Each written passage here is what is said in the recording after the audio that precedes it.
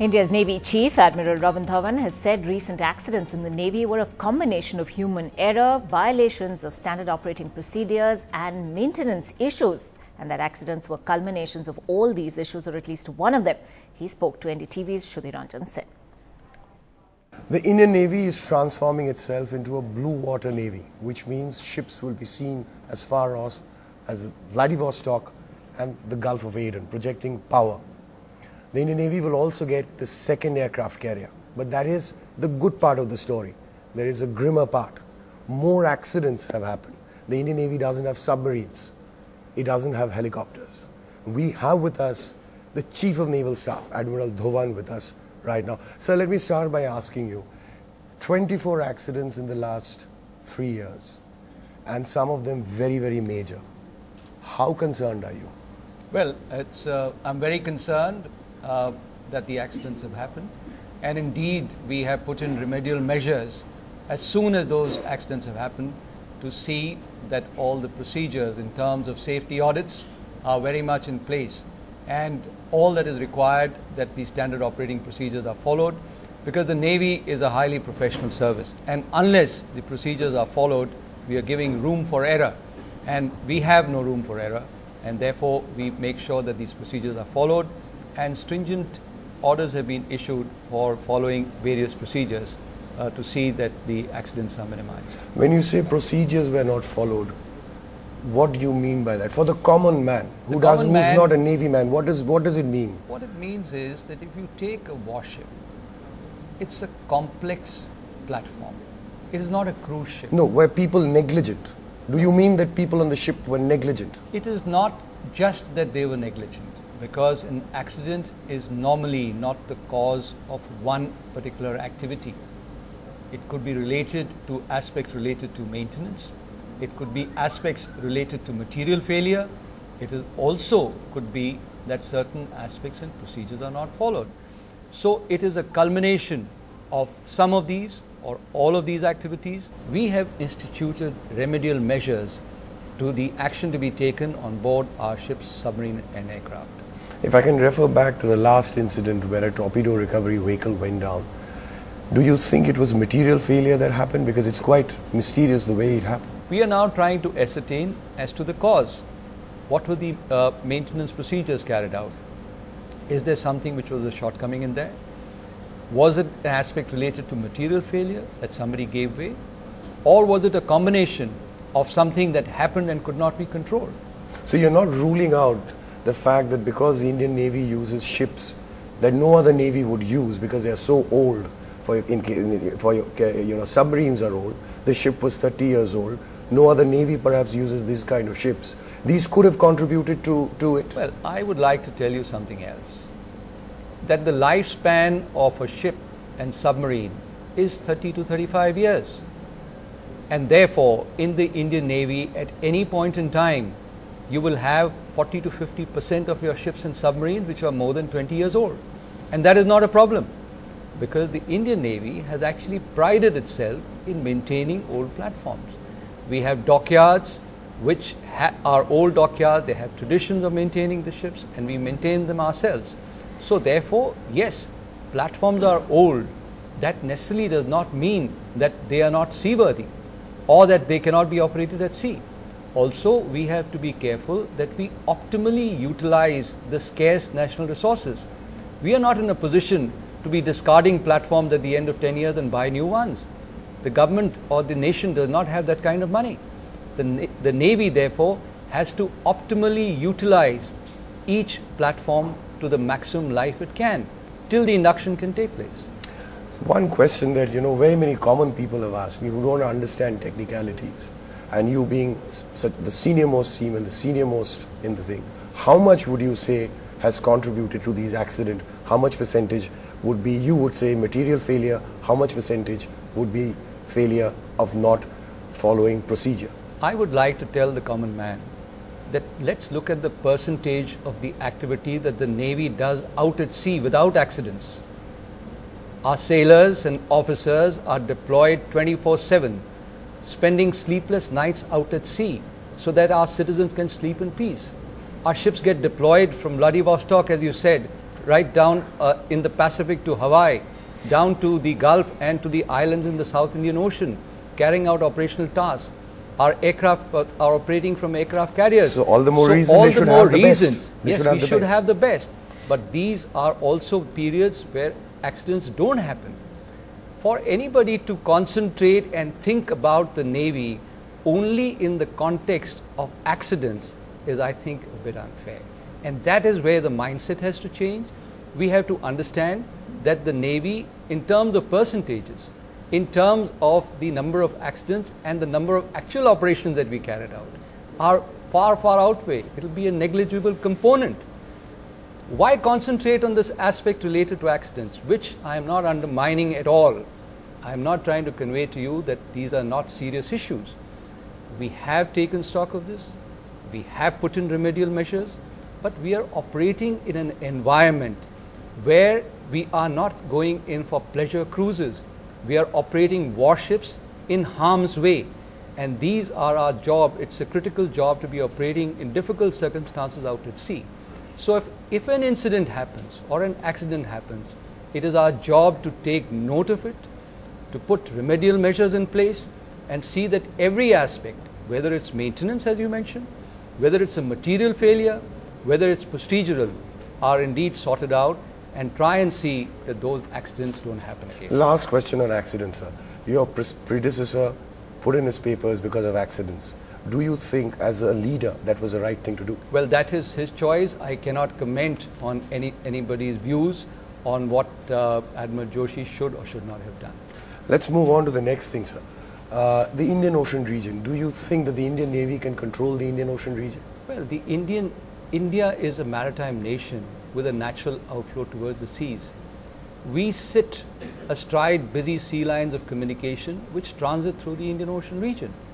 And we have huge maritime interests, ranging from our trade, which 90% is by sea. We have a huge coastline of 7,516 kilometers. We have island territories, Andaman and Nicobar and Lakshadweep off the west coast. These are maritime interests, and it is the responsibility of the Indian Navy to ensure that our maritime interests, which have a vital relationship with the nation's economic growth, are allowed to develop unhindered both in peace and war. So it's not about controlling an ocean. It is about making sure that your maritime interests are safe and secure. Can you tell us anything about the fact, or whether or not there is increased activity of Chinese submarines? We know, some submarines have surfaced in Sri Lanka, but apart from that, how much of it has increased? Well, in the last few years, the PLA Navy has been deploying its assets regularly in the Indian Ocean since 2008, because they have maritime interests in terms of trade and oil that flows through the region. These have been in the form of anti-piracy escort forces, and currently also there is an anti-piracy escort force which is operating. Admiral, you also do anti-piracy. Do you send out submarines? Well, it doesn't stop anybody or any nation or any navy, because the sea is an international medium. It is the global commons. Wherever you have maritime interests, you will operate in. It is not like land borders that you're crossing one border and getting into somebody's territory. The global commons don't belong to anybody. It is international waters. So if a nation, as indeed we do, deploy our ships have transited up to Vladivostok or to Hawaii. For somebody to say, why is the Indian Navy deploying in Hawaii or in Vladivostok or indeed through the South China Sea? It is because the Navy has a diplomatic role to show presence in areas of interest. We exercise regularly with other friendly navies to further our professional acumen. But sending in nuclear submarines, have they sent in nuclear submarines? Can you confirm, deny? Well, yes, the Chinese have deployed a nuclear submarine in the Indian Ocean region. They've also deployed recently a conventional submarine in the region. Yes, they have. And we take serious note of it, and we monitor the movement, and we take note of this development. Let's move on to the next issue, sir. You don't have enough submarines. The number of submarines you have are going to go down slowly. The next submarine you're going to get is going to come after a substantial amount of time. It's not going to come immediately. You can't the way the government is planning to make it in India. You've got to get technology, you've got to build.